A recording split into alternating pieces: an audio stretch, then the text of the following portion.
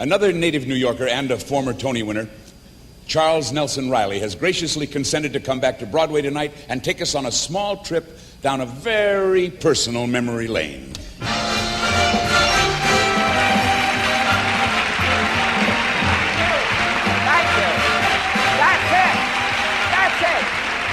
Hello. That's it. My first Bye Bye Birdie, the show that started my Tony Award-winning career. It's true, thank you. I never did national companies. It was right on the stage of the beautiful Schubert Theater, and Elliot was in the pit. And of course, that was Strauss and Adams' very lovely Put on a Happy Face, which I didn't sing because I was changing upstairs. That was sung by a Dick Van Dyke. But when I came down and I sang my song, I made musical comedy history, didn't I, Maestro? You see, because I introduced to the Broadway theater for the first time what Donizetti and Bellini so long had done in grand opera. The spoken recitative. Thank you so much. Which I might add was used so wrongly earlier in The Music Man. But, of course, may I please illustrate? Maestro, please. This is spoken. Is he engaged? Is Conrad engaged? There's absolutely nothing to the rumor he's engaged. She's a real pal, like a sister, but it doesn't mean nothing. Now, Peggy Lee never recorded that song. Because you'll see that most of... Well, you know this. You know your albums. How are you? Now, Peggy Lee never recorded this, nor did many of the artists do my songs. Why? Because they have an emotional range and an intensity that few artists can handle, and for that I'm very grateful to the composers of mine who have come tonight. But moving right on to 1961, Elliot again in the pit. And of course, how to succeed in business without really trying. This time I was at the 46th Street Theater, and of course that's Frank Lesser's very wonderful I Believe in You, which of course I didn't sing because, again, I was changing upstairs.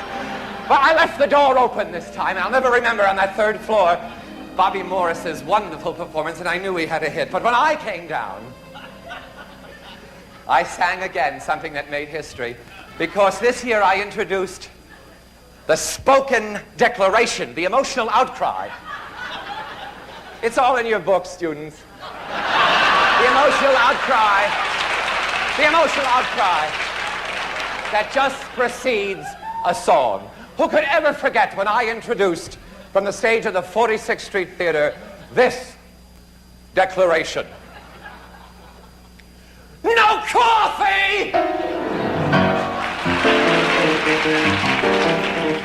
I can take my coffee break, my coffee break, my coffee break. If I can take my coffee break, something within me dies. Now forget your Pippins, forget your cabarets. This was Fosse at his best. Moving right along, 1964. Thank you, Gower. Thank you. Hello, Dolly, the great song that I used to change by upstairs. It's true, was sung by lovely Miss Carol Channing. I'll never forget that opening night. Again, history was made. I remember in rehearsal around the corner, were you there? Hello. I said to Gower, who wants to come down the staircase anyway? It's true. Would you? First of all, my eyes are bad. But more importantly, I much rather change.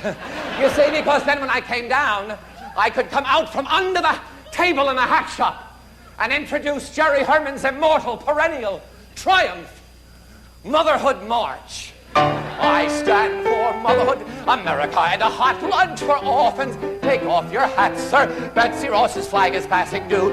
You see him on the hill at Gettysburg, neath that great triumphal arch. Chills, chills, chills, a career of chills. And then moving on to 1965. 1965 found me on the stage of the Lunt-Fontanne Theater. And this time I played opposite the four-time Tony Award winner, Miss Julie Harris. And you know she was good in this. I'll never forget it. The great skyscraper. And you wonder, I suppose, what that is. I only miss it when I think of her Tony Bennett's great hit, which was sung by the man that does the game shows, Peter something Marshall. That's right. But you see, while I changed. And I'll never forget that day in the green room, and Jimmy Van Heusen and Sammy Kahn, may I have the house lights and Sammy here? Jimmy Van Heusen and Sammy Kahn came to me, and I suppose you're wondering what they asked me to do. You're right. The 11 o'clock number. The blockbuster that ties everything up in a red ribbon and sends the audience home humming. I was to do the song. I couldn't believe it. Sammy Kahn.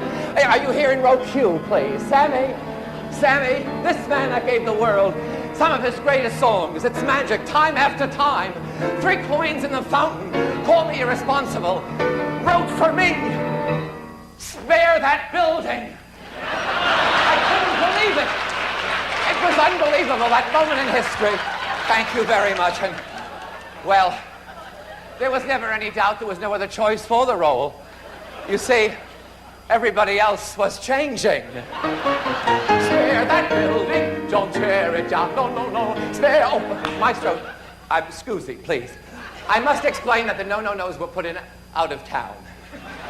You see, students, they are not in the original cast score, if you're searching in your libraries, but they are in the cast album, capital 9025432 mono and stereo. Please,